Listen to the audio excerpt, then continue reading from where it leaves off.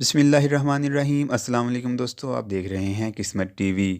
دوستو، آپ جانتے ہوں گے کہ خانہ کعبہ میں پچھلے کچھ دنوں سے مطاف یعنی کہ جس جگہ پر طواف کیا جاتا ہے اس کو بالکل بند کر دیا گیا ہے۔ البتہ اوپر کی منزل پر طواف ابھی بھی جاری ہے۔ 1979 کے بعد یہ پہلا موقع ہے کہ کعبہ معظمہ کے گرد کھلا ایریا جو کہ مطاف کہلاتا ہے وہاں پر طواف بند کر دیا گیا ہے۔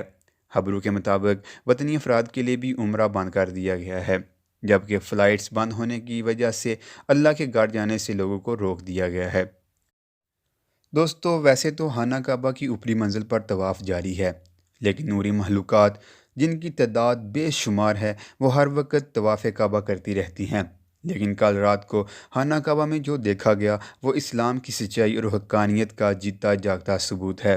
دوستو، ویسے تو آپ نے کبھی بھی کبوتر کو رات کے وقت اڑتا نہیں دیکھا ہوگا، لیکن کل رات بہت سے کبوتر کعبہ معظمہ کا اعتکاف کرتے ہوئے نظر آئے، اور کچھ لوگوں نے اس موقع پر ویڈیو بنا کر سوشل میڈیا پر اپلوڈ بھی کر دی، جو کہ بہت زیادہ وائرل ہو رہی ہیں۔